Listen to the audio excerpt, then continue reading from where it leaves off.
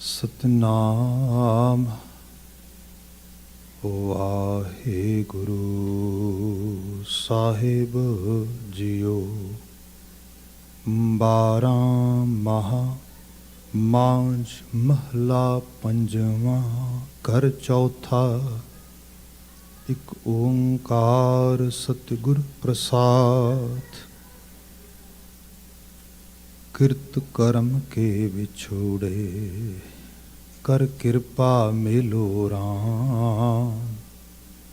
चार कुंट दह दिस पर में थके आए प्रभ की शान।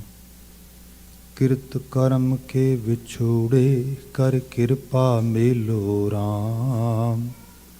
चार कुंट दह दिस पर में थके आए प्रभ की शान। असुन प्रेम उमाहड़ा क्यों मिलिए हर जाए। मन तन प्यास दर्शन घणी कोई आन मिलावे माए। संत सहाई प्रेम के हाँ तिनकै लागा पाए। विण प्रभ क्यों सुख पाईऐ दूजी नाही जाए। जिन्हीं चाखिया प्रेम रस से तृप्त रहे आघाए। आप त्याग बिनती करहें लिह प्रभु लड़ लाए। जो हर कंत मिलाइयाँ से विछुड़ कतै ना जाए। प्रभ बिन दूजा को नहीं नानक हर शरणाए।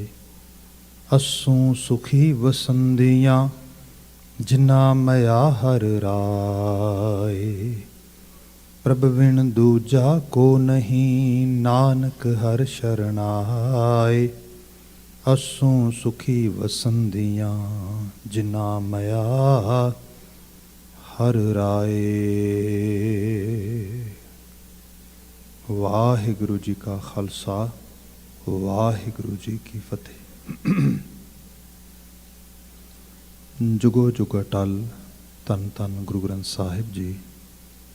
गुरु पातशाह जी की अपार बख्शिश।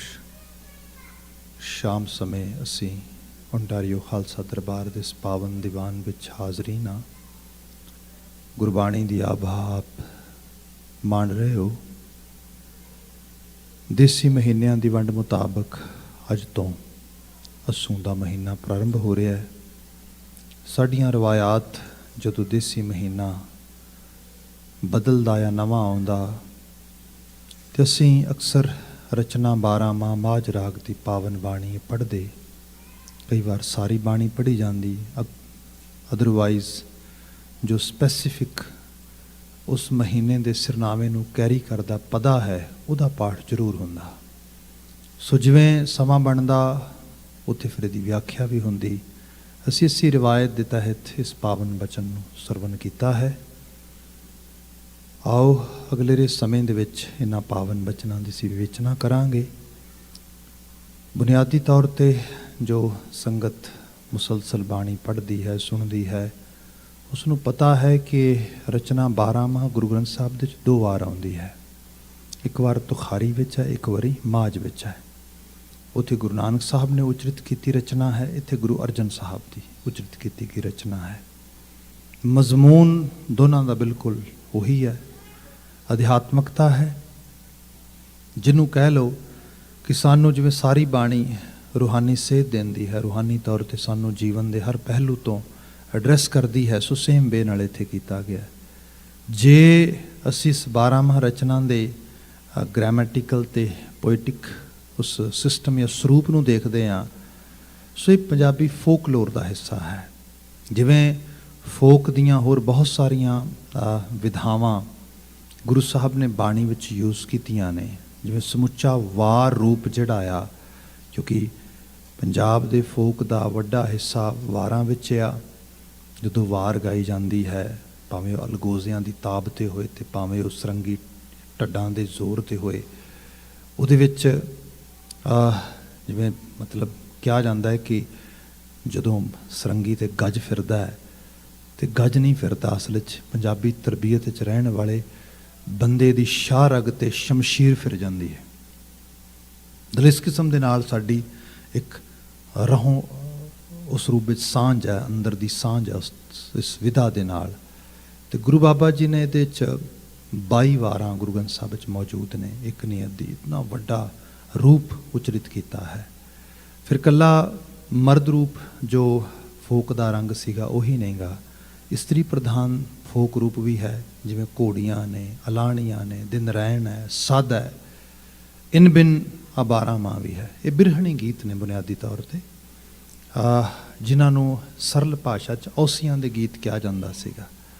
ਪੁਰਾਣੇ ਸਮੇਂ ਅੱਜ ਕੱਲ੍ਹ ਦੇ ਬੜੀ ਫੈਮਿਨਿਜ਼ਮ ਦੀ ਗੱਲ ਹੁੰਦੀ ਹੈ, ਫੈਮਿਨ ਜਿਹੜਾ ਹੈਗਾ ਰਾਈਟਸ ਦੀ ਵੀ ਗੱਲ ਹੁੰਦੀ ਹੈ, ਪਰ ਜੇ ਪਿਛੋਕੜ 'ਚ ਦੇਖਿਆ ਜਾਏ, ਜਿਸ ਕਲਚਰ 'ਚ ਗੁਰਬਾਣੀ ਆਮਦ ਲੈ ਰਹੀ ਹੈ, ਗੁਰਬਾਣੀ ਦੀ ਰੌਸ਼ਨੀ ਆ ਰਹੀ ਹੈ, ਜਿੱਥੇ ਗੁਰੂ ਨਾਨਕ ਸਾਹਿਬ ਆਪਣੀ ਜੋਤ ਦੀ ਪ੍ਰਕਾਸ਼ਨਾ ਦੇ ਨਾਲ ਸ਼ਬਦ ਦਾ ਦਰਿਆ ਚਲਾਉਂਦੇ ਨੇ, ਉਸ ਖਿੱਤੇ ਦੀ ਹਾਲਤ 'ਤੇ ਆਪ ਬੜੀ ਚੰਗੀ ਤਰ੍ਹਾਂ ਭਲੀ ਭਾਂਤ ਵਾਕਫੀਅਤ ਰੱਖਦੇ ਹੋ ਕਿਸ ਕਿਸਮ ਦੀ ਸੀ। ਬਹੁਤ ਛੋਟੀ ਉਮਰੇ ਬੱਚੀਆਂ ਨੂੰ ਵਿਆਹ ਦਿੱਤਾ ਜਾਂਦਾ ਸੀ, ਅਤੇ ਡੈਫੀਨੇਟਲੀ ਉਹਨਾਂ ਨੂੰ ਵਿਆਹ ਜਾਂਦਾ ਸੀ, ਅਤੇ ਕਈ ਵਾਰ ਜਿਹੜੇ ਜਿਹਦੇ ਨਾਲ ਵਿਆਹ ਜਾਂਦਾ ਸੀ ਉਮਰ ਦਰਾਜ਼ ਲੋਕ ਹੁੰਦੇ ਸੀ, ਅਤੇ ਉਹਨਾਂ ਦੀ ਮਰਜ਼ੀ, ਉਹਨਾਂ ਦਾ ਕੋਈ ਪੱਖ ਪੁੱਛਣਾ ਇਹ ਤਾਂ ਕਿਤੇ ਵੀ ਪੋਸੀਬਲ ਨਹੀਂ ਹੋ ਸਕਦਾ। ਅਕਸਰ ਜਦੋਂ ਅਸੀਂ ਗੁਰਮਤਾਸ਼ੇ ਨੂੰ ਦੇਖੀਏ ਨਾ, ਤਾਂ ਬੜੀਆਂ ਚੀਜ਼ਾਂ ਬਹੁਤ ਅਪੀਲ ਕਰਦੀਆਂ ਨੇ ਅਤੇ ਹਾਇਰ ਲੈਵਲ 'ਤੇ ਲੱਗਦੀਆਂ ਨੇ। ਆਪ ਪੰਜਾਬ ਦੀ ਫਿਜ਼ਾਂ ਦੇ ਵਿੱਚ ਇਹ ਦੇਖੋ, ਗੁਰੂ ਅਮਰਦਾਸ ਸਾਹਿਬ ਆਪਣੇ ਘਰ ਦੇ 'ਚ ਆਪਣੀ ਬੱਚੀ ਦਾ ਵਿਆਹ ਕਰਦੇ ਨੇ, ਅਤੇ ਵਿਆਹ ਕਰਦੇ ਨੇ ਉਹ ਸ਼ਖਸੀਅਤ ਦੇ ਨਾਲ, ਜਿਹੜੀ ਸ਼ਖਸੀਅਤ ਘਰ ਦੇ ਵਿੱਚ ਹੀ ਰਹਿੰਦੀ ਹੈ, ਭਾਈ ਜੇਠਾ ਜੀ ਦੇ ਰੂਪ ਦੇ ਵਿੱਚ ਸੇਵਾ ਕਰਦੀ ਹੈ, ਉਸ ਤਰੀਕੇ ਦੇ ਨਾਲ ਪੂਰੀ ਦੀ ਪੂਰੀ ਰਵਾਇਤ ਤੋੜੀ ਗਈ ਹੈ। ਫਿਰ ਮਾਤਾ ਰਾਮ ਕੌਰ ਗੁਰੂ ਕੇ ਮਹਿਲ, ਗੁਰੂ ਅਮਰਦਾਸ ਸਾਹਿਬ ਜੀ ਦੇ ਆਪਣੇ ਜਿਹੜਾ ਹੈਗਾ ਵਾਈਫ, ਉਹ ਇਹ ਕਹਿੰਦੇ ਨੇ ਕਿ ਹਾਂ ਬੱਚਾ ਇਹਦੇ ਵਰਗਾ ਜ਼ਰੂਰ ਹੋਏ ਪਰ ਇਹ ਨਹੀਂ। ਇੱਥੇ ਗੁਰੂ ਅਮਰਦਾਸ ਸਾਹਿਬ ਕਹਿੰਦੇ ਵੀ ਇਹ ਕਿਉਂ ਨਹੀਂ। ਹੁਣ ਜਿਹੜੀ ਆਹ ਚੀਜ਼ ਆ ਇੱਕ ਵੱਡੇ ਲੈਵਲ 'ਤੇ ਬਾਤ ਕਰਦੀ ਹੈ ਕਿ ਮਾਪੇ ਬੱਚਿਆਂ ਦੇ ਦਿਲ ਦੀ ਗੱਲ ਸੁਣਨ, ਮਾਪੇ ਬੱਚਿਆਂ ਦੇ ਭਲੇ ਨੂੰ ਦੇਖਣ, ਆਪਣੀ ਨੱਕ ਨਾ ਦੇਖਣ। ਇਹ ਰੂਪ ਅਜੇ ਤੱਕ ਵੀ ਪੰਜਾਬੀ ਫਿਜ਼ਾਂ 'ਚ ਨਹੀਂ ਸਮਝ ਆਇਆ, ਤੇ ਉਹਨਾਂ ਨੂੰ ਕਿਵੇਂ ਸਮਝ ਲੱਗੇਗਾ ਜਿਹੜੇ ਹੀਰ ਤੇ ਰਾਂਝੇ ਦੇ ਕਿੱਸੇ ਪੜ੍ਹਦੇ ਨੇ ਤੇ ਉਹੋ ਜਿਹੇ ਬੈਂਤ ਸੁਣਾਉਂਦੇ ਨੇ। ਉੱਥੇ ਕੀ ਪਤਾ ਲੱਗੇਗਾ ਕਿ ਜਿਹੜਾ ਚੂਚਕ ਸੀਗਾ ਉਹਦਾ ਦੋਸ਼ ਕੀ ਸੀਗਾ, ਆਪਣੀ ਪਰਿਵਾਰ ਦੇ 'ਚ ਆਪਣੀ ਧੀ ਦੇ ਜਜ਼ਬਾਤਾਂ ਨੂੰ ਨਾ ਸਮਝ ਪਾਉਣਾ। ਇਹ ਬਹੁਤ ਹਾਇਰ ਲੈਵਲ 'ਤੇ ਜਾ ਕੇ ਤੁਸੀਂ ਦੇਖੋ, ਤੁਹਾਨੂੰ ਫਿਰ ਪਤਾ ਲੱਗੇਗਾ ਕਿ ਅਸਲ 'ਚ ਸਮੁੱਚੀ ਜਿਹੜੀ ਕੰਪਲੀਟ ਟਰਾਂਸਫਰਮੇਸ਼ਨ ਆ, ਤਬਦੀਲੀ ਹੈ। ਉਸ ਤਬਦੀਲੀ ਦੇ ਵਿੱਚ ਜਿਹੜੀ ਇਸਤਰੀ ਹੈ ਉਹਦੀ ਅੰਦਰ ਦੀ ਸਿਸਕ ਨੂੰ ਆਵਾਜ਼ ਦਿੱਤੀ ਜਾ ਰਹੀ ਹੈ, ਤਾਂ ਕਿ ਉਹਦੀ ਸਿਸਕ ਦੀ ਆਵਾਜ਼ ਕੋਈ ਸੁਣ ਸਕੇ। ਅਦਰਵਾਈਜ਼ ਬਰੂਹਾਂ ਦੇ ਪਿੱਛੇ, ਦਰਵਾਜ਼ਿਆਂ ਦੇ ਪਿੱਛੇ ਲੁੱਕ ਕੇ, ਪਰਦਿਆਂ ਦੇ ਪਿੱਛੇ ਬੈਠ ਕੇ, ਚੁੱਲ੍ਹਿਆਂ ਤੇ ਚੌਂਕਿਆਂ ਤੇ ਰਸੋਈਆਂ ਦੇ ਵਿੱਚ ਬੈਠ ਕੇ ਰੋਣ ਵਾਲੀ ਇਸਤਰੀ ਨੂੰ ਕੌਣ ਪੁੱਛਦਾ ਸੀਗਾ। ਇਹ 12 ਮਾਹ ਬਿਰਹਣੀ ਗੀਤ ਸੀਗਾ, ਔਸੀਆਂ ਦਾ ਗੀਤ। ਪਤੀ ਪ੍ਰਦੇਸ਼ ਚਲਾ ਗਿਆ, ਦੱਸ ਕੇ ਵੀ ਨਹੀਂ ਗਿਆ ਕਦੋਂ ਆਵਾਂਗਾ। ਪਰਿਵਾਰ ਤੋਂ ਹੀ ਪਤਾ ਲੱਗਾ ਉਹਨੇ 2 ਮਹੀਨੇ ਬਾਅਦ ਆਉਣਾ ਹੈ, 4 ਮਹੀਨੇ ਬਾਅਦ ਆਉਣਾ ਹੈ, 6 ਮਹੀਨੇ ਬਾਅਦ ਆਉਣਾ ਹੈ। ਪਰਿਵਾਰ ਦੇ ਵਿੱਚ ਉਹਦੇ ਦੁੱਖ ਸੁੱਖ ਦੀ ਕੋਈ ਖਬਰ ਉਹਦੀ ਜਿਹੜੀ ਜੀਵਨ ਸਾਥਣ ਹੈ ਉਹਨਾਂ ਕੋਈ ਕਰਦਾ ਵੀ ਨਹੀਂਗਾ। ਉਹ ਆਲੇ ਦੁਆਲਿਓਂ ਕਨਸੋਹਾਂ ਲੈਂਦੀ, ਜਿਹਨੂੰ ਅਸੀਂ ਈਵ ਡਰੋਪਿੰਗ ਕਹਿੰਦੇ ਹਾਂ, ਇਸ ਤਰੀਕੇ ਨਾਲ ਪਤਾ ਕਰਦੀ ਕਿ ਅਲਟੀਮੇਟਲੀ ਕਦੋਂ ਆ ਰਿਹਾ, ਕੀ ਬਾਤ ਹੋ ਰਹੀ ਹੈ। ਉਹਦੇ ਚਲੇ ਜਾਣ ਦੇ ਦਿਨ ਜਿਹੜੇ ਨੇ ਉਹ ਕਿਤੇ ਚੁੱਲ੍ਹੇ, ਕਿਤੇ ਕਿਚਨ ਵਿੱਚ ਕਿਸੇ ਕਾਰਨਰ ਦੇ ਉੱਤੇ ਇੱਕ ਲੀਕ ਖਿੱਚ ਕੇ ਕੋਲਿਆਂ ਦੇ ਨਾਲ ਉਹ ਅੰਦਾਜ਼ਾ ਲਾਉਂਦੀ, ਅੱਜ ਇੱਕ ਦਿਨ ਹੋਰ ਬੀਤ ਗਿਆ, ਇੱਕ ਦਿਨ ਹੋਰ ਬੀਤ ਗਿਆ। ਫਿਰ ਕਿਤੇ ਘਰ ਦੇ ਵਿੱਚ ਕੋਈ ਛੋਟਾ ਦਿਓਰ ਹੁੰਦਾ, ਕੋਈ ਜੇਠ ਦਾ ਵੱਡਾ ਬੇਟਾ ਹੁੰਦਾ, ਜਿਹੜਾ ਬਾਹਰ ਕਿਤੇ ਸਕੂਲ ਪੜ੍ਹਨ ਲਈ ਜਾਂਦਾ, ਜਿਹਨੂੰ ਕੋਈ ਗਿਣਤੀ ਆਉਂਦੀ ਹੈ, ਅਤੇ ਉਸ ਨੂੰ ਬੁਲਾ ਕੇ ਪੁੱਛਦੀ, ਆ ਗਿਣੇਗਾ ਕਿੰਨੇ ਡੰਡੇ ਹੋ ਗਏ ਨੇ, ਕਿੰਨੀਆਂ ਔਸੀਆਂ ਹੋ ਗਈਆਂ ਨੇ। ਉਹ ਗਿਣ ਕੇ ਦੱਸਦਾ 12, 15, 20, 50, 100 ਹੋ ਗਈਆਂ। ਫਿਰ ਅੰਦਾਜ਼ਾ ਲਾਉਂਦੀ, ਇੰਨੇ ਦਿਨ ਹੋ ਗਏ ਗਏ ਨੂੰ, ਇੰਨੇ ਦਿਨਾਂ 'ਚ ਪਰਤੇਗਾ। ਇਹਦਾ ਗੀਤ ਔਸੀਆਂ ਦਾ ਗੀਤ ਸੀਗਾ। ਗੁਰੂ ਨਾਨਕ ਸਾਹਿਬ, ਗੁਰੂ ਅਰਜਨ ਸਾਹਿਬ ਇਹ ਬਿਆਨ ਕਰਦੇ, ਸਾਡੀ ਰੂਹ ਉਸ ਪਰਮ ਰੂਹ ਤੋਂ ਵਿਛੜ ਗਈ ਹੈ। ਜੇ ਅਸੀਂ ਉਹਦੇ ਨਾਲ ਸਾਂਝ ਪਾਉਣੀ ਹੈ ਤੇ ਕੱਲਾ ਇਸਤਰੀ ਹੀ ਕਿਉਂ ਬਿਰਹਾ ਦਾ ਗੀਤ ਗਾਏ, ਅਸੀਂ ਸਾਰੇ, ਸਾਡੀ ਜੀਵਾਤਮਾ ਬਿਰਹਾ ਦਾ ਗੀਤ ਗਾਏ। ਆਓ ਰਲ ਕੇ ਗਾਈਏ ਸਾਰੇ। ਤੁਸੀਂ ਕਦੀ ਅਲਾਣੀਆਂ ਦਾ ਸ਼ਬਦ ਕਿਤੇ ਪੜ੍ਹਿਆ ਸੁਣਿਆ ਹੋਏ? ਸ਼ੁਰੂਆਤ ਕਿੱਥੋਂ ਹੁੰਦੀ ਹੈ? ਆਵੋ ਮਿਲੋ ਸਹੇਲੀ ਹੋ, ਸਚੜਾ ਨਾਮ ਲਏ ਹਾਂ, ਰੋਵਹਿ ਬਿਰਹਾ ਤਨ ਕਾ ਆਪਣਾ, ਸਾਹਿਬ ਸੰਭਾਲੇ ਹਾਂ, ਸਾਹਿਬ ਸੰਭਾਲੇ ਪੰਥ ਨਿਹਾਲੇ, ਅਸਾਂ ਪਿਓ ਉੱਥੇ ਜਾਣਾ। ਇਸ ਵਾਸਤੇ ਥੋੜਾ ਰੋ ਰਹੇ ਹਾਂ ਕੱਲਾ ਵੀ ਕੋਈ ਜੀ ਗੁਜ਼ਰ ਗਿਆ। ਸੱਚ ਨੂੰ ਵੇਖੀਏ, ਸੱਚ ਕੀ ਹੈ? ਸੱਚ ਹੈ ਸਭ ਦਾ ਵਿਛੋੜਾ ਆ। ਸਭ ਨੇ ਉਸ ਵਿਛੋੜੇ ਨੂੰ, ਉਸ ਡਿਸਟੈਂਸ ਨੂੰ ਜਿਹੜਾ ਹੈਗਾ ਦੂਰ ਕਰਨਾ ਆ। ਆਓ ਰਲ ਕੇ ਕਰਤਾਰੀ ਰੰਗ ਵਿੱਚ ਕਰਤਾਰੀ ਗੁਣਾਂ ਦੇ ਨਾਲ ਸਾਂਝ ਪਾਈਏ। ਇਸ ਕਰਕੇ ਜੋ ਇਹ 12ਵਾਂ ਰਚਨਾ ਹੈ, ਇਹਦਾ ਜਿਹੜਾ ਮੁੱਖ ਸੁਰ ਆ ਇਹਦੇ ਵਿੱਚ ਉਹ ਦਰਦ ਦੀ ਹੈ, ਉਹ ਵੇਦਨ ਦੀ ਹੈ, ਉਹ ਕਸਕ ਦੀ ਹੈ। ਕਿਉਂਕਿ ਜਿਹੜਾ ਹਿਜਰ ਆ ਉਹਦੀ ਪੀੜ, ਵਿਛੋੜੇ ਦੀ ਪੀੜ ਬੜੀ ਜ਼ੋਰ ਦੀ ਹੈ। ਇਹਨੂੰ ਗੁਰੂ ਸਾਹਿਬ ਪਹਿਲੇ ਪਦੇ ਜਿੱਥੋਂ ਆਪਾਂ ਸ਼ੁਰੂਆਤ ਕੀਤੀ ਸੀ, ਕਿਰਤ ਕਰਮ ਕੇ ਵਿਛੋੜੇ ਕਰ ਕਿਰਪਾ ਮੇਲੋ ਰਾਮ, ਚਾਰ ਕੁੰਟ ਦਹਿੰਦਿਸ ਪਰ ਮੈਂ ਥਕ ਆਏ, ਪ੍ਰਭ ਕੀ ਸ਼ਾਮ ਤੇਨ ਦੁਦੈ ਤੇ ਬਾਹਰੀ ਕਿਤੇ ਨਾ ਆਵੈ, ਕਾਮ ਜਲ ਬਿਨ ਸਾਹ ਕੁਮਲਾਵਤੀ ਉਪਜੈ ਨਾਹੀ ਦਾਮ। ਉਹਦੇ ਚ ਬਿਆਨ ਕਰਦੇ, ਕਹਿੰਦੇ ਹਾਲਤ ਦੇਖੋ ਕੈਸੀ ਹੈ। ਉਸ ਦੁਧਾਰੂ ਪਸ਼ੂ ਵਰਗੀ ਹੈ ਜਿਹਦੇ ਕੋਲੋਂ ਦੁੱਧ ਦੇਣ ਵਾਲਾ ਗੁਣ ਖੋ ਲਿਆ ਹੈ, ਉਹਦੀ ਪੀੜਾ ਨੂੰ ਕੌਣ ਸਮਝੇਗਾ। ਉਸ ਫਸਲ ਵਰਗੀ ਹੈ ਜਿਸ ਫਸਲ ਤੇ ਕਿਸੇ ਨੇ ਆਸ ਲਾਈ ਸੀ, ਇਹ ਮੇਰੇ ਜੇਬਾਂ ਭਰੇਗੀ ਮੇਰੀਆਂ, ਮੈਨੂੰ ਇਹ 'ਚੋਂ ਦਮੜੇ ਮਿਲਣਗੇ, ਮੈਨੂੰ 'ਚੋਂ ਕੋਈ ਕਮਾਈ ਹੋਏਗੀ, ਤੇ ਪਾਣੀ ਨਾ ਬਰਸਣ ਕਰੇ ਸੁੱਕ ਗਈ। ਹੁਣ ਦੀ ਆਪਣੀ ਪਾਇਆਂ ਖਤਮ ਹੋ ਗਈ। ਜੀਵਨ ਇਸ ਰੂਪ ਵਿੱਚ ਵਿਲਕ ਰਿਹਾ ਹੈ ਕਰਤਾਰ, ਤੇਰੀ ਯਾਦ ਤੋਂ ਬਿਨਾਂ, ਤੇਰੇ ਮਲਾਪ ਤੋਂ ਬਿਨਾਂ। ਸੋ ਇੱਥੋਂ ਫਿਰ ਅੱਗੇ ਬਾਤ ਸ਼ੁਰੂ ਹੁੰਦੀ ਤੇ ਪਹਿਲਾ ਪਦਾ ਪ੍ਰਾਰੰਭ ਹੁੰਦਾ ਮਹੀਨੇ ਦੇ ਸਿਰਨਾਮੇ ਦੇ ਨਾਲ, ਚੇਤ ਗੋਬਿੰਦ ਆਰਾਧਿਆ ਹੋਵੇ ਆਨੰਦ ਕਣਾ। ਤੈਨੂੰ ਦੁਖੀ ਵੇਖਣਾ, ਗੁਰੂ ਸਾਹਿਬ ਕਹਿੰਦੇ ਸਾਡਾ ਪਰਪਸ ਨਹੀਂਗਾ। ਜੀਵਾਤਮਾ ਤੂੰ ਪ੍ਰਫੁੱਲਤ ਹੋ ਤੇ ਘਣੇ ਆਨੰਦ ਨੂੰ ਮਾਣ। ਘਣਾ ਲਫ਼ਜ਼ ਪੰਜਾਬੀ ਦਾ ਬੜਾ ਠੇਠ ਲਫ਼ਜ਼ ਹੈ, ਬਹੁਤ ਜ਼ਿਆਦਾ, ਜਿਹਨੂੰ ਕਹਿ ਲਓ ਕਿ ਜਿਹੜਾ ਮੈਜਰ ਨਹੀਂ ਕੀਤਾ ਜਾ ਸਕਦਾ, ਬਿਯੋਂਡ ਆਵਰ ਐਕਚੁਅਲੀ ਇਮੈਜੀਨੇਸ਼ਨ। ਉਸ ਚੀਜ਼ ਦੀ ਬਾਤ ਕੀਤੀ ਕਿ ਉਸ ਆਨੰਦ ਦਾ ਮਾਲਕ ਬਣਨਾ ਹੈ ਤੂੰ।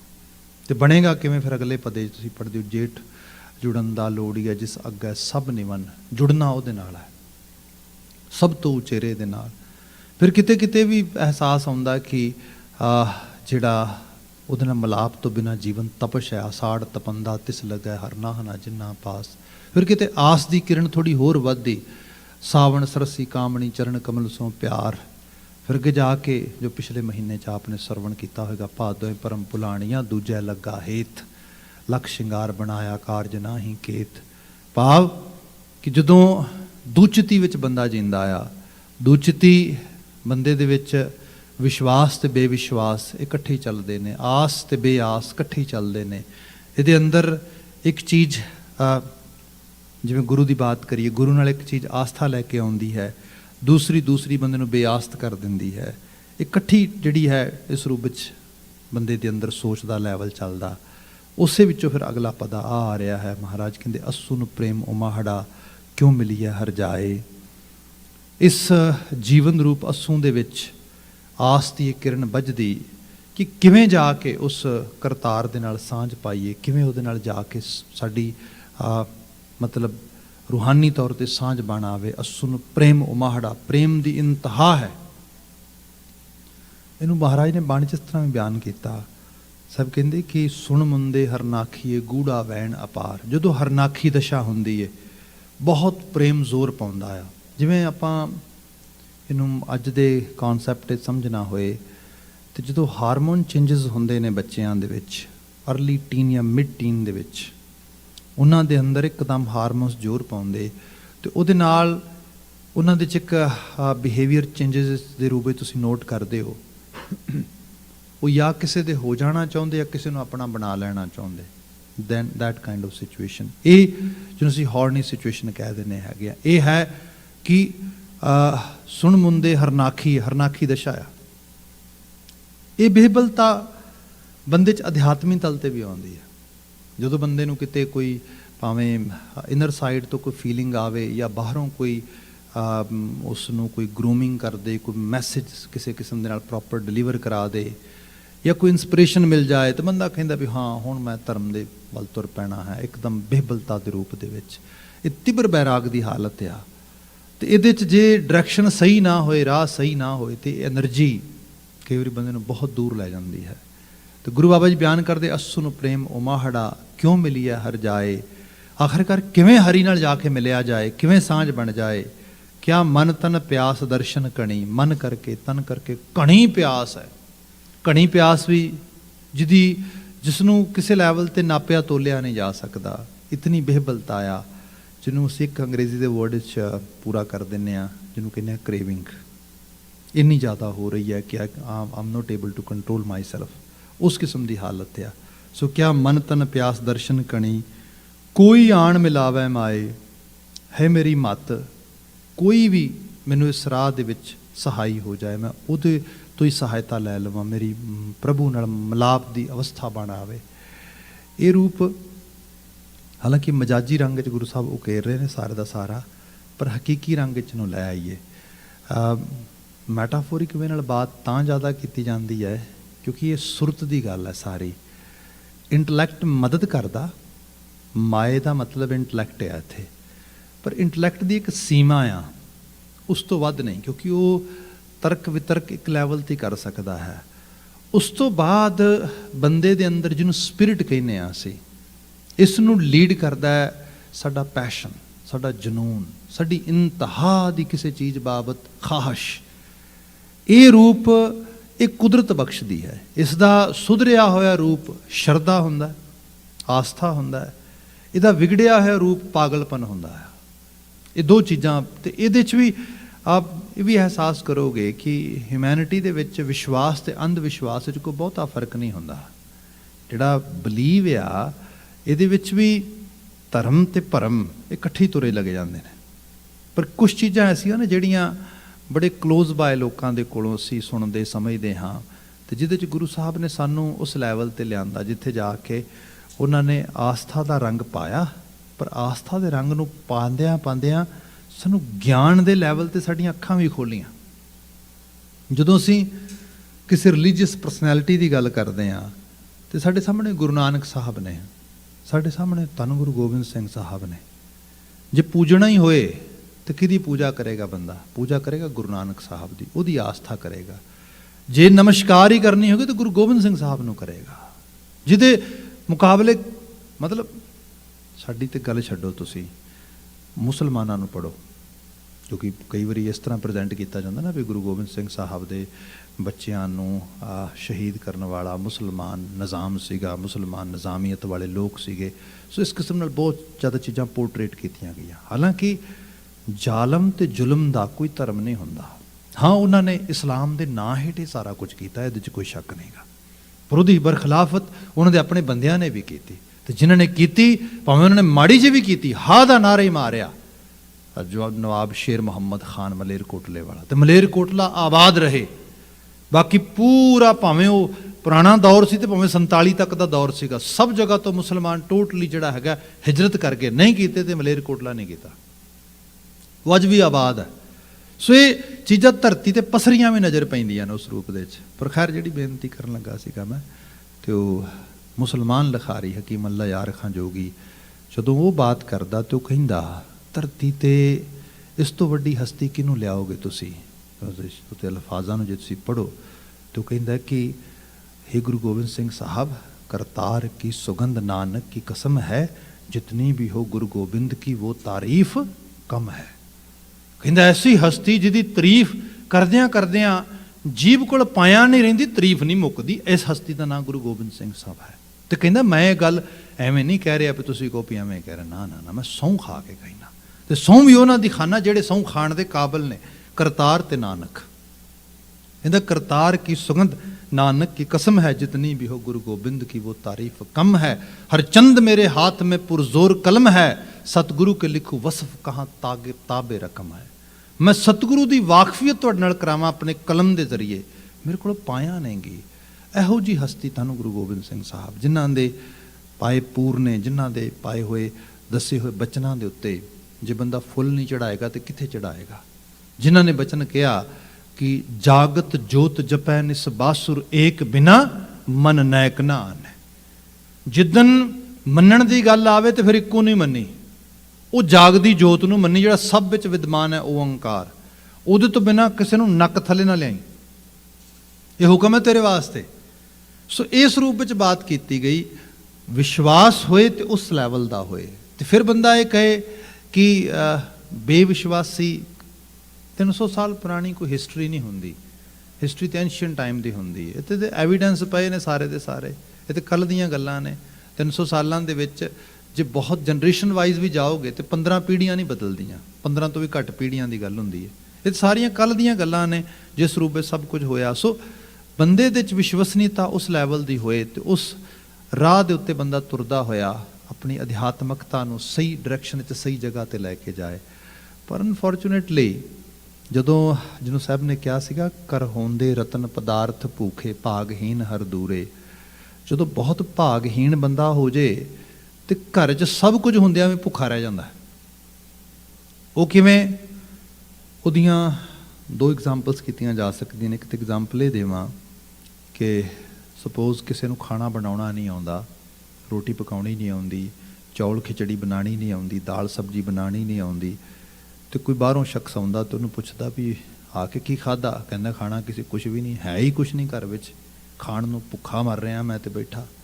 ਉਹ ਆ ਕੇ ਕਿਚਨ ਦੀਆਂ ਕਵਰਡਸ ਵਗੈਰਾ ਫੋਲੇ, ਕਿਚਨ ਦੇ ਡਰਾਅਰ ਵਗੈਰਾ ਫੋਲੇ, ਉਹਦੀਆਂ ਪੈਂਟਰੀਜ਼ ਵਗੈਰਾ ਜਿਹੜਾ ਹੈਗਾ ਉਹਨਾਂ ਨੂੰ ਖੋਲੇ ਤੇ ਪਤਾ ਲੱਗੇ ਬੜੇ ਬੜੇ ਜਿਹੜਾ ਹੈਗਾ ਕਨਸਤਰ, ਪੀਪੇ, ਡੱਬੇ ਜਿਹੜੇ ਨੇ ਉਹ ਆਟੇ ਦੇ ਭਰੇ ਪਏ ਨੇ, ਚੌਲਾਂ ਦੇ ਭਰੇ ਪਏ, ਦਾਲ ਫਰਿੱਜ ਸਾਰੀ ਸਬਜ਼ੀ ਨਾਲ ਭਰੀ ਪਈ ਹੈ, ਇੰਨਾ ਸਾਰਾ ਸਾਜੋ ਸਮਾਨ ਮਸਾਲਾ ਹਰ ਚੀਜ਼ ਤੇ ਮੌਜੂਦ ਆ। ਉਹ ਕਿ ਭਲੇ ਬੰਦੇ ਤੂੰ ਇਹ ਕਿਉਂ ਕਹਿ ਰਿਹਾ ਘਰ 'ਚ ਹੈ ਕੁਝ ਨਹੀਂ? ਕਹਿੰਦਾ ਖਾਣ ਨੂੰ ਕੁਝ ਵੀ ਨਹੀਂ ਹੈ। ਉਹ ਕਹਿੰਦਾ ਭਲਿਆ ਵੇਖ ਤੇ ਸਹੀ ਸਾਰਾ ਸਮਾਨ ਹੀ ਸਮਾਨ ਪਿਆ। ਹਾਂ ਇਹ ਕਹਿ ਤੈਨੂੰ ਬਣਾਉਣ ਦੀ ਜਾਚ ਨਹੀਂ ਆ ਰਹੀ। ਗੁਰੂ ਗ੍ਰੰਥ ਸਾਹਿਬ ਵਰਗੀ ਰਚਨਾ ਜਿਨ੍ਹਾਂ ਨੂੰ ਵਿਰਾਸਤ ਵਿੱਚ ਮਿਲੀ ਹੋਏ ਤੇ ਗੁਰੂ ਰੂਪ ਵਿੱਚ ਮਿਲੀ ਹੋਏ, ਉਹ ਤੇ ਭੁੱਖੇ ਨਹੀਂ ਰਹਿ ਸਕਦੇ। ਉਹਨਾਂ ਕੋਲ ਤੇ ਹਰ ਰੂਪ ਦੇ ਹਰ ਸ਼ੈ ਮਹਾਰਾਜ ਨੇ ਮੁਯੱਸਰ ਕਰਤੀ ਹੈ। ਪਰ ਅਨਫੋਰਚੂਨੇਟਲੀ ਜੇ ਉਹ ਪੜ੍ਹ ਹੀ ਨਾ ਸਕਣ, ਜੇ ਉਹਦੇ ਨਾਲ ਆਸਥਾ ਹੀ ਨਾ ਜੋੜ ਸਕਣ ਉਸ ਲੈਵਲ ਤੇ, ਭਈ ਫਿਰ ਕਰ ਕੀ ਸਕਦੇ ਆ? ਕਰ ਹੋਂਦੇ ਰਤਨ ਪਦਾਰਥ ਭੂਖੇ। ਇਹ ਭੁੱਖ ਫਿਰ ਕਰਮਾਂ ਮਾਰੀ ਭੁੱਖ ਹੈ। ਅਦਰਵਾਈਜ਼ ਕੋਈ ਆਣ ਮਿਲਾਵਾ ਜਿਹੜਾ ਇਹ ਲੱਭ ਰਿਹਾ ਵੀ ਕੋਈ ਤੇ ਮੈਨੂੰ ਰੱਬ ਦਾ ਰਾਹ ਦੱਸੇ, ਕੋਈ ਤੇ ਮੈਨੂੰ ਰੱਬ ਦੇ ਰਾਹ ਤੇ ਪਾਵੇ, ਤੇ ਜਿੱਥੇ ਦਗ ਦਗ ਕਰਦੀ ਹੋਈ ਸ਼ਮਾ ਬਲ ਰਹੀ ਹੋਏ ਤੇ ਉਹ ਕਹੇ ਆਵਾਜ਼ ਦੇ ਆ ਜਾ, ਆਹ ਰੱਬ ਦੀ ਗੱਲ ਤੇ ਹੈ, ਹੋਰ ਕਿਹੜੀ ਗੱਲ? ਆਹ ਤੈਨੂੰ ਜੋੜੀਏ ਉਹਦੇ ਨਾਲ। ਲੋਕ ਸੰਤਾਂ ਨੂੰ ਲੱਭਦੇ, ਕੋਈ ਕਹਿੰਦਾ ਫਲਾਂ ਕੋਲ ਚਲੇ ਜਾਓ, ਫਲਾਂ ਕੋਲ ਚਲੇ ਜਾਓ। ਮੈਂ ਕਹਿੰਦਾ ਗੁਰੂ ਮਹਾਰਾਜ ਦੀ ਬਾਣੀ 'ਚ ਬੈਠੀ ਹਰ ਰੂਹ ਉਹ ਸੰਤ ਹੈ, ਉਹ ਨਹੀਂ ਦਿਸ ਰਹੀ ਤੈਨੂੰ? ਜਿਹਨੂੰ ਸੰਤ ਕਬੀਰ ਨਹੀਂ ਦਿਸ ਰਿਹਾ, ਸੰਤ ਰਵਿਦਾਸ ਨਹੀਂ ਦੱਸ ਰਿਹਾ, ਸੰਤ ਰਾਮਾਨੰਦ, ਸੰਤ ਤ੍ਰਿਲੋਚਨ, ਸੰਤ ਨਾਮਦੇਵ ਨਹੀਂ ਦਿਸ ਰਿਹਾ, ਭਾਈ ਹੋਰ ਕੌਣ ਵੇਖਾਂਗੇ? ਪੰਜਾਬੀ ਯੂਨੀਵਰਸਿਟੀ ਦੇ ਬੜੇ ਦਾਨਸ਼ਮੰਦ ਪ੍ਰੋਫੈਸਰ, ਉਹਨਾਂ ਨੇ ਇੱਕ ਬੜਾ ਖੂਬਸੂਰਤ ਚੀਜ਼ ਲਿਖੀ ਸੀ ਐਜ਼ ਅ ਥੀਸਿਸ, ਕਿਉਂਕਿ ਲਗਾਤਾਰ ਦੇਖਿਆ ਜਾ ਰਿਹਾ ਸੀ ਸ਼ਬਦ ਗੁਰੂ ਦੇ ਉਸ ਸਾਰੇ ਖਿੱਤੇ ਦੇ ਵਿੱਚ ਦੇਹ ਪ੍ਰਸਤਗੀ ਵੱਧ ਰਹੀ ਸੀ। ਦੇਹ ਪੂਜਾ, ਸਰੀਰ ਪੂਜਾ, ਵਿਅਕਤੀ ਪੂਜਾ ਇਹ ਹੋ ਰਹੀ। ਉਹਨਾਂ ਨੇ ਕੁਝ ਉੱਤੇ ਚੀਜ਼ਾਂ ਲਿਖੀਆਂ। ਉਹਨਾਂ ਦੇ ਕੋਈ ਨੇੜਲੇ ਜਾਣਨ ਵਾਲੇ ਸੱਜਣ, ਉਹ ਬੜੇ ਕਿਸੇ ਖਾਸ ਡੇਰੇਦਾਰ ਨਾਲ ਸਾਂਝ ਰੱਖਦੇ ਸੀਗੇ, ਉਹ ਆ ਗਏ, ਉਹਨਾਂ ਨਾਲ ਆਰਗੂਮੈਂਟ ਕੀਤਾ, ਕਹਿਣ ਲੱਗੇ ਹੱਦ ਹੋ ਗਈ, ਤੁਸੀਂ ਐਵੇਂ ਕਿਵੇਂ ਲਿਖ ਸਕਦੇ ਹੋ? ਮੈਂ ਤੁਹਾਨੂੰ ਮੰਡਾਉਣਾ, ਦੇਖੋ ਤੁਹਾਨੂੰ ਮਤਲਬ ਬਿਲਕੁਲ ਇੱਕ ਐਸਾ ਸ਼ਖਸ ਜਿਹੜਾ ਰੱਬ ਤੱਕ ਮਿਲਾ ਦੇਗਾ ਇਸ ਰੂਪ ਦੇ ਅੰਦਰ, ਚਲੋ ਆਓ ਫਿਰ ਤੂੰ ਮੰਨੇਗਾ ਵੀ ਐਸੇ ਲੋਕ ਹੁੰਦੇ ਨੇ। ਉਹ ਕਹਿੰਦੇ ਬਿਲਕੁਲ ਮੈਂ ਇਸ ਗੱਲ ਤੋਂ ਮੁਨਕਰ ਨਹੀਂ, ਐਸੇ ਲੋਕ ਨਹੀਂ ਹੁੰਦੇ, ਪਰ ਮੈਨੂੰ ਜਾਣ ਦੀ ਲੋੜ ਨਹੀਂ। ਉਹ ਕਹਿੰਦਾ ਨਹੀਂ ਚੱਲਦੇ ਸਹੀ, ਤੂੰ ਹੁਣ ਮੁਨਕਰ ਕਿਉਂ ਹੋ ਗਿਆ? ਤੂੰ ਕਹਿ ਰਿਹਾ ਸ਼ਬਦ ਹੀ ਸਭ ਕੁਛ ਹੈ। ਮੈਂ ਤੈਨੂੰ ਵਿਖਾਵਾਂ ਜਿਹੜੇ ਜਿਉਂਦੇ ਜਾਗਦੇ ਲੋਕ ਵਿਅਕਤੀ ਨੇ ਉਸ ਰੂਪ ਵਿੱਚ। ਉਹ ਕਹਿੰਦਾ ਠੀਕ ਹੈ ਮੈਂ ਤੁਰ ਪੈਣਾ ਤੇਰੇ ਨਾਲ, ਪਰ ਮੇਰੀ ਇੱਕ ਸ਼ਰਤ ਹੈ। ਸ਼ਰਤ ਇਹ ਹੈ ਕਿ ਜਿਸ ਸ਼ਖਸ ਕੋਲ ਜਾਵਾਂਗੇ ਮੈਂ ਉਸ ਸ਼ਖਸ ਕੋਲ ਜਾ ਕੇ ਕੋਲ ਬਵਾਂਗਾ, ਉਹਦੇ ਜਿਵੇਂ ਕਹੇਗਾ ਉਸ ਰੂਪ ਵਿੱਚ ਉਹਦੀ ਸੇਵਾ ਕਰਾਂਗਾ, ਸਭ ਕੁਛ ਉਸ ਤਰੀਕੇ ਦੇ ਨਾਲ, ਪਰ ਮੇਰੀ ਤੇ ਉਹਦੀ ਲਫ਼ਜ਼ਾਂ ਨਾਲ ਸਾਂਝ ਨਹੀਂ ਹੋਏਗੀ। ਮੈਨੂੰ ਉਹ ਇਨਲਾਈਟਡ ਕਰੇਗਾ ਬਿਨਾਂ ਕੁਝ ਬੋਲੇ, ਬਿਨਾਂ ਕੁਝ ਦੱਸੇ। ਉਹ ਕਹਿਣ ਲੱਗਾ ਐਵੇਂ ਕਿਵੇਂ, ਪਾਗਲਪੰਨੀ ਤੇ ਹੋਰ ਕੀ, ਗੱਲਬਾਤ ਤੇ ਕਰੇਗਾ ਉਹ ਤੇਰੇ ਨਾਲ, ਤੈਨੂੰ ਉਪਦੇਸ਼ ਦੇਏਗਾ, ਸੰਦੇਸ਼ ਦੇਏਗਾ, ਤਾਂ ਹੀ ਤੇ ਤੂੰ ਇਨਲਾਈਟਡ ਹੋ ਪਾਏਗਾ, ਤਾਂ ਤੇ ਤੈਨੂੰ ਕੁਝ ਗਿਆਨ ਆ ਪਾਏਗਾ। ਕਹਿਣ ਲੱਗਾ ਗੱਲ ਸੁਣ ਮੇਰੀ, ਜੇ ਉਹਦੇ ਕੋਲ ਜਾ ਕੇ ਵੀ ਸ਼ਬਦ ਹੀ ਸੁਣਦੇ ਨੇ, ਅਲਫਾਜ਼ ਹੀ ਸੁਣਦੇ ਨੇ, ਲਫ਼ਜ਼ ਹੀ ਸੁਣਨੇ ਨੇ, ਫਿਰ ਮੇਰੇ ਕੋਲ ਹਾਇਰ ਤੋਂ ਹਾਇਰ ਲੈਵਲ ਦਾ ਸੋਰਸ ਸ਼ਬਦ ਦਾ ਹੈ, ਫਿਰ ਮੈਂ ਉਹਦੇ ਕੋਲ ਹੀ ਜਾਵਾਂਗਾ। ਗੁਰੂ ਗ੍ਰੰਥ ਸਾਹਿਬ, ਕਿਉਂਕਿ ਅਲਟੀਮੇਟਲੀ ਤੇ ਸ਼ਬਦ ਨਹੀਂ ਸਵਾਰਨਾ ਕੁਛ, ਸੋ ਸ਼ਬਦ ਨਾਲ ਜੁੜੋ। ਇੱਥੇ ਸੰਤ ਰੂਪ ਦੇ ਪ੍ਰਸਤਗੀ ਨਹੀਂ, ਇੱਥੇ ਸੰਤ ਰੂਪ ਉਸ ਸ਼ਬਦ ਦੀ ਪ੍ਰਸਤਗੀ ਹੈ ਜਿਹਦੇ ਨਾਲ ਜੋੜਨ ਦੀ ਬਾਤ ਕੀਤੀ। ਗੁਰੂ ਅਰਜਨ ਸਾਹਿਬ ਇੱਕ ਸਕੂਲ ਬਣਾ ਰਹੇ ਨੇ, ਇੱਕ ਇੰਸਟੀਟਿਊਸ਼ਨ ਬਿਲਡ ਕਰ ਰਹੇ ਨੇ ਗੁਰਮਤਿ ਦਾ। ਪੰਜਵੀਂ ਹਸਤੀ ਆਏ, ਬਿਲਕੁਲ ਮਿਡ ਟਰਮ ਬਣਦੀ ਹੈ ਦਸਾਂ ਗੁਰੂਆਂ ਦੇ ਉਸ ਰੂਪ ਦੇ ਵਿੱਚ। ਗੁਰਬਾਣੀ ਤੇ ਕੁਰਬਾਨੀ ਯੁੱਗ ਦੀ ਬ੍ਰਿਜਿੰਗ ਕਰ ਰਹੇ ਨੇ। ਗੁਰਬਾਣੀ ਨੂੰ ਬਿਲਕੁਲ ਨਵੇਂ ਤਰੀਕੇ ਤੋਂ ਕੰਪਾਈਲ ਕਰਕੇ ਮਨੁੱਖਤਾ ਵਾਸਤੇ ਸਦਾ ਲਈ ਸਾਂਭਣ ਵਾਸਤੇ ਉਸ ਨੂੰ ਜਿਹੜਾ ਹੈਗਾ ਪ੍ਰੀਜ਼ਰਵ ਕਰਕੇ ਰੱਖ ਰਹੇ ਨੇ ਉਸ ਸਾਰੇ ਦੇ ਵਿੱਚ। ਤੇ ਉਹ ਦੱਸ ਰਹੇ ਨੇ, ਇਹ ਮਨੁੱਖਤਾ, ਸਾਨੂੰ ਕਿਸੇ ਕਿਸਮ ਨਾਲ ਬਾਇਸ ਹੋਣ ਦੀ ਲੋੜ ਨਹੀਂ, ਸੱਚ ਕਿਤੋਂ ਵੀ ਮਿਲੇ ਲੈ ਲੈਣਾ ਚਾਹੀਦਾ, ਪਰ ਸੱਚ ਨੂੰ ਲੱਭਣ ਵਾਸਤੇ ਕਿਤੇ ਤੁਸੀਂ ਗਵਾਚ ਨਾ ਜਾਓ, ਇਸ ਕਰਕੇ ਸੱਚ ਦਾ ਪੂਰਾ ਸਮੁੰਦਰ ਹੀ ਬਣਾ ਕੇ ਦੇ ਦਿੰਦੇ ਆ ਤੁਹਾਨੂੰ। ਜਦੋਂ ਜੀ ਕਰੇ ਇਹਦੇ 'ਚ ਆ ਕੇ ਸੁਰਤ ਕਰਕੇ ਚੁੱਭੀਆਂ ਲਾਇਆ ਜੇ। ਸੋ ਇਹ ਹੈ, ਕੋਈ ਵੀ ਰਾਹ ਵਿਖਾਏ ਅਸੀਂ ਉਸ ਰਾਹ ਦੇ ਉੱਤੇ ਤੁਰਨ ਲਈ ਤਿਆਰ ਹਾਂ, ਪਰ ਰਾਹ ਸੱਚ ਦਾ ਹੋਏ, ਭਰਮ ਭੁਲੇਖੇ ਕਿਸੇ ਵਹਿਮ ਦੰਭ ਦਾ ਨਾ ਹੋਏ। ਇਹ ਤੇ ਸਾਹਿਬ ਕਹਿੰਦੇ, ਕੋਈ ਆਣ ਮਿਲਾਵੇ ਮਾਏ, ਕੋਈ ਮੈਨੂੰ ਉਸ ਰਾਹ ਦੇ ਉੱਤੇ ਮੇਰੇ ਇੰਟਲੈਕਟ ਮੈਨੂੰ ਜੋੜ ਦੇਵੇ। ਫਿਰ ਬਚਨ ਹੈ, ਸੰਤ ਸਹਾਈ ਪ੍ਰੇਮ ਕੇ। ਇਸ ਪ੍ਰੇਮਾ ਭਗਤੀ ਦੀ ਦਾਤ ਸੰਤ ਰੂਪ ਰੂਹਾਂ ਦਿੰਦੀਆਂ। ਤੇ ਇੱਥੇ ਸੰਤ ਰੂਪ ਰੂਹਾਂ ਦੇ ਰੂਪ ਵਿੱਚ ਬਾਬਾ ਕਬੀਰ ਜੀ, ਭਗਤ ਨਾਮਦੇਵ ਜੀ, ਮੈਂ ਜੇ ਹੁਣੇ ਬਾਤ ਕੀਤੀ, ਉਹ ਸਾਨੂੰ ਲੀਡਿੰਗ ਰੋਲ ਦੇ ਰਹੀਆਂ ਨੇ। ਅਸੀਂ ਉਹਨਾਂ ਦੇ ਲੀਡਿੰਗ ਰੋਲ ਨੂੰ ਐਕਸੈਪਟ ਕਰੀਏ, ਉਹਨਾਂ ਦੇ ਮੈਸੇਜ ਨੂੰ ਅਡਾਪਟ ਕਰੀਏ, ਐਕਸੈਪਟ ਕਰਕੇ ਤੁਰ ਪਈਏ, ਬਸ ਜੀਵਨ ਕਲਿਆਣ ਆ। ਸੰਤ ਸਹਾਈ ਪ੍ਰੇਮ ਕੇ ਤਿਨ ਕਹਿ ਲਾਗਾਂ ਪਾਏ। ਇੱਕ ਮੈਟਾਫੋਰਿਕ ਵੇ ਨਾਲ ਫਿਰ ਗੱਲ ਹੋ ਰਹੀ ਹੈ। ਕਿਸੇ ਦੇ ਪੈਰ ਫੜ ਲੈਣੇ, ਪੈਰ ਫੜਨਾ ਹਾਈਐਸਟ ਰਿਸਪੈਕਟ ਪੇ ਕਰਨੀ ਹੁੰਦੀ ਹੈ। ਇਕੱਲਾ ਇਹ ਨਹੀਂਗਾ, ਪੈਰ ਫੜਨਾ ਇਹ ਵੀ ਹੁੰਦਾ ਹੈ ਕਿਸੇ ਦੇ ਪਾਏ ਹੋਏ ਫੁੱਟਪ੍ਰਿੰਟਸ ਜਿਹੜੇ ਨੇ ਉਹਨਾਂ ਨੂੰ ਫੋਲੋ ਕਰਨ ਲੱਗ ਜਾਣਾ। ਇਹ ਰੂਪ ਆ। ਇੱਥੇ ਕਿਹਾ, ਮੈਂ ਉਹਨਾਂ ਦੇ ਪਾਏ ਫੜ ਲਵਾਂ, ਮੈਂ ਉਹਨਾਂ ਦੇ ਫੁੱਟਪ੍ਰਿੰਟਸ ਜਿਹੜੇ ਨੇ ਉਹਨਾਂ ਦਾ ਫੋਲੋਵਰ, ਡਿਸਾਈਪਲ ਬਣ ਜਾਵਾਂ, ਉਹਦੀ ਬਾਤ ਕੀਤੀ ਗਈ। ਤਿਨ ਕਹਿ ਲਾਗਾਂ ਪਾਏ, ਵਿਣ ਪ੍ਰਭ ਕਿਉਂ ਸੁਖ ਪਾਈਆ, ਦੂਜੀ ਨਾ ਹੀ ਜਾਏ। ਬਾਕੀ ਪ੍ਰਭੂ ਤੋਂ ਬਿਨਾਂ ਆਤਮਿਕ ਤੇ ਮਾਨਸਿਕ ਸੁਖ ਨਹੀਂ, ਦੂਜੀ ਨਾ ਹੀ ਜਾਏ। ਕੋਈ ਦੂਸਰੀ ਜਾਏ ਦਾ ਮਤਲਬ ਜਗ੍ਹਾ, ਸਥਾਨ ਹੈ ਹੀ ਨਹੀਂਗਾ। ਕੁਛ ਚੀਜ਼ਾਂ ਦਾ ਕਦੀ ਕੋਈ ਸਬਸਟੀਟਿਊਟ ਨਹੀਂ ਹੁੰਦਾ, ਕੁਛ ਚੀਜ਼ਾਂ ਦਾ ਕਦੀ ਕੋਈ ਰਿਪਲੇਸਮੈਂਟ ਨਹੀਂ ਹੁੰਦੀ, ਕਿਉਂਕਿ ਹਰੀ ਤੇ ਰੱਬ ਦਾ ਜੋ ਆਸਥਾ ਦਾ ਰੰਗ ਆ, ਬੰਦੇ ਦਾ ਮਨ ਉਹਦੇ 'ਚ ਹੀ ਉਕਰਦਾ ਤੇ ਉਹਦੇ 'ਚ ਹੀ ਪੂਰਾ ਹੁੰਦਾ ਆ। ਬੰਦੇ ਨੂੰ ਜਿਹੜੀ ਅਲਟੀਮੇਟ ਸੈਟਿਸਫੈਕਸ਼ਨ ਆ, ਨਾ ਪਦਾਰਥ ਦੇ ਸਕਦਾ ਆ, ਨਾ ਸੰਸਾਰ ਦੀ ਕੋਈ ਪ੍ਰਤਿਭਾ ਦੇ ਸਕਦੀ ਹੈ। ਤੇ ਐਂਡ ਆਫ ਦਾ ਡੇ ਜੇ ਬੰਦਾ ਸਭ ਕੁਝ ਵੀ ਅਚੀਵ ਕਰ ਲਵੇ, ਅੱਜ ਵੈਸਟਰਨ ਵਰਲਡ 'ਚ ਬੈਠੇ ਆ, ਆਪ ਅਹਿਸਾਸ ਕਰੋਗੇ। ਮੈਨੂੰ ਯਾਦ ਆ ਕਾਫੀ ਸਾਲ ਪਹਿਲਾਂ ਮੈਂ ਨਿਊਯਾਰਕ ਗਿਆ ਸੀ, ਸ਼ਾਇਦ ਪਹਿਲੀ ਵਾਰੀ ਗਿਆ ਹੋਵਾਂਗਾ, ਬਹੁਤ ਸਾਲ ਪਹਿਲਾਂ ਦੀ ਗੱਲ ਹੋ ਗਈ। ਸਾਡੇ ਇੱਕ ਬਹੁਤ ਚੰਗੇ ਬਿਜ਼ਨਸਮੈਨ ਹੈਗੇ ਨੇ, and he was very actually close friend to me that time, still ਹੈਗੇ ਨੇ ਉਸ ਰੂਪ ਵਿੱਚ। ਅਤੇ ਉਹ ਮੈਨਹਟਨ ਦੇ ਵਿੱਚ ਮੈਨੂੰ ਕਹਿੰਦੇ ਵੀ ਚਲੋ ਤੁਹਾਨੂੰ ਮੈਨਹਟਨ ਘੁਮਾ ਕੇ ਲਿਆਉਣਾ। ਲੈ ਗਏ ਮੈਨੂੰ।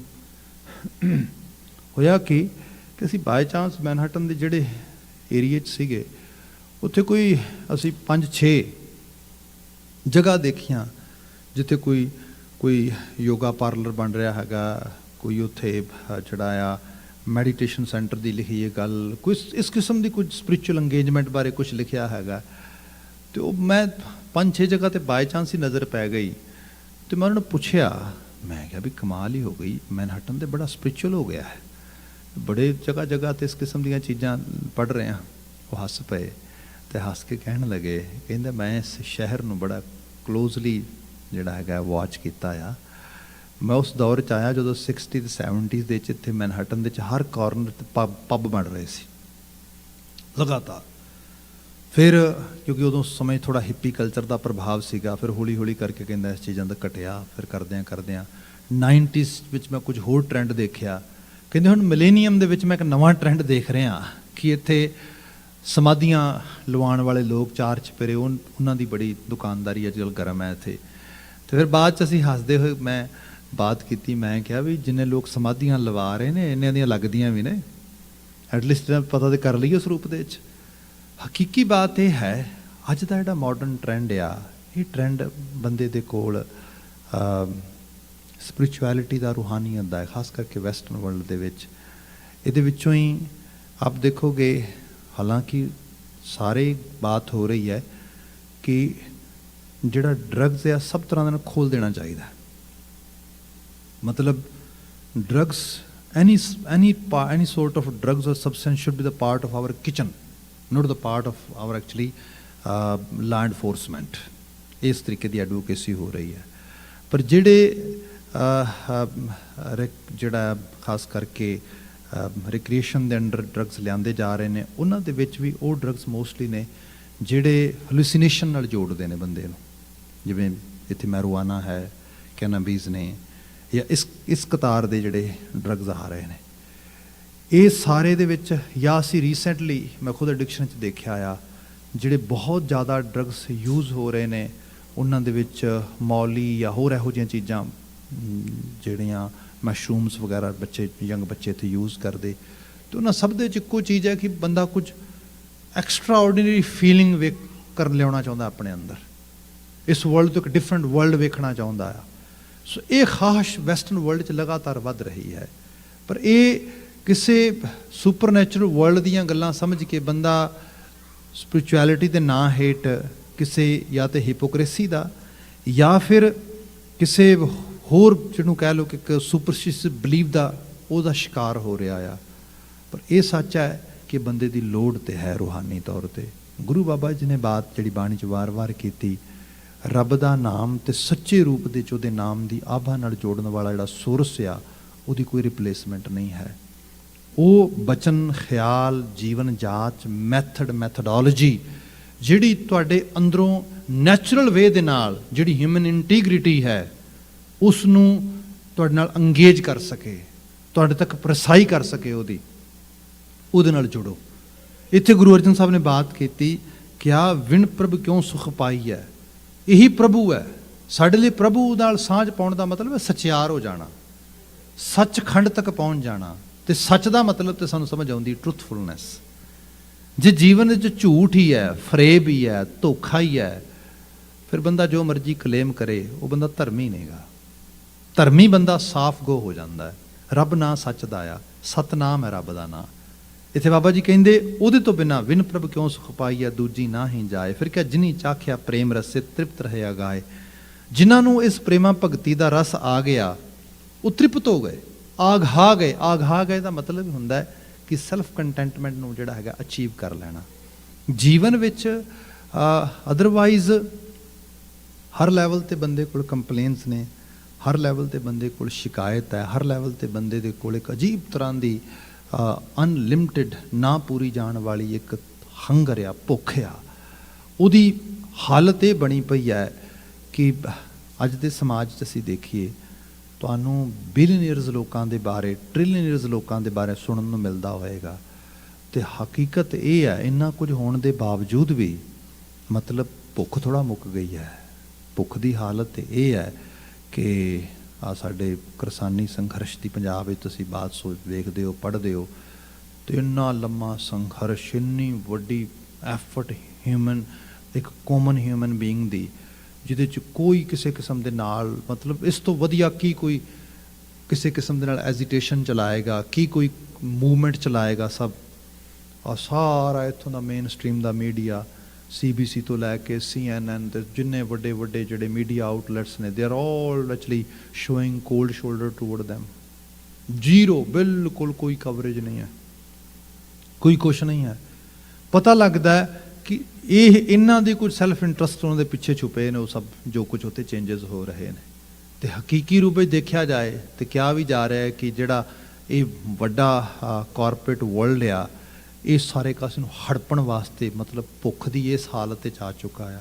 ਇਹ ਕਿੱਥੇ ਆਘਾ ਜਾਏਗਾ, ਕਿੱਥੇ ਇਸ ਨੂੰ ਤ੍ਰਿਪਤੀ ਆਏਗੀ। ਅਤੇ ਮਰਨਾ ਤਾਂ ਸਾਰਿਆਂ ਹੀ ਨਹੀਂ, ਇੱਕ ਦਿਨ ਮਰਨ ਵਾਲੇ ਬੈੱਡ 'ਤੇ ਉਹਨਾਂ ਵੀ ਪਹੁੰਚਣਾ ਹੀ ਹੈ। ਕੋਈ 100 ਸਾਲ, 150 ਸਾਲ, 200 ਸਾਲ, ਇੰਨੀ ਤਾਂ ਉਮਰ ਹੋ ਵੀ ਨਹੀਂ ਸਕਣੀ। ਜੇ ਹੋ ਵੀ ਜਾਏ ਤੇ ਅਲਟੀਮੇਟਲੀ ਤਾਂ ਵਿਦਾਇਗੀ ਹੋਣੀ ਹੈ ਨਾ। ਅਤੇ ਫਿਰ ਬੰਦਾ ਉਸ ਹਾਲਤ 'ਚ ਜਾ ਕੇ ਕੀ ਸੋਚੇਗਾ। ਅਤੇ ਜੇ ਇਹ ਵੀ ਸੋਚਿਆ, ਇਹ ਵੀ ਵੇਖਿਆ ਜਾਏ, ਆਪਾਂ ਦੇ ਬਾਬਾ ਨਾਨਕ ਜੀ ਦੇ ਜਿਹੜਾ ਹੈਗਾ ਉਹਨਾਂ ਦੇ ਅਦਨੇ ਜੇ ਸਿੱਖ ਹਾਂ, ਉਹਨਾਂ ਦੀ ਸਿੱਖੀ ਸਮਝਣ ਦੀ, ਉਹਨਾਂ ਦੀ ਸਿੱਖੀ ਜੀਣ ਦੀ ਕੋਸ਼ਿਸ਼ ਕਰਦੇ ਹਾਂ। ਅਤੇ ਬਾਬਾ ਨਾਨਕ ਜੀ ਦਾ ਬਚਨ ਤਾਂ ਬੜਾ ਕਲੀਅਰ ਆ ਵੀ ਨਾਨਕ ਆਖੈ ਰੇ ਮਨਾ, ਸੁਣੀਐ ਸਿੱਖ ਸਹੀ, ਲੇਖਾ ਰੱਬ ਮੰਗੇਸੀਆ ਬੈਠਾ ਕੱਢ ਵਹੀ। ਆਖਰਕਾਰ ਜਦੋਂ ਵਹੀ ਕੱਢ ਕੇ ਉਹ ਲੇਖਾ ਪੁੱਛੇਗਾ, ਐ ਮੇਰੀ ਆਤਮਾ, ਕਿਵੇਂ ਜਵਾਬ ਦੇਂਗੇ ਉਹਦਾ। ਜੇ ਬੰਦਾ ਇੰਨਾ ਕੀ ਸੋਚੇ ਤੇ ਫਿਰ ਬੰਦੇ ਨੂੰ ਤ੍ਰਿਪਤੀ ਦਾ ਰਾਹ ਲੱਭਣ ਵਾਸਤੇ ਐਫਰਟ ਪਾਉਣੀ ਪੈਂਦੀ। ਅਗਾਉਣਾ ਪੈਂਦਾ ਆ।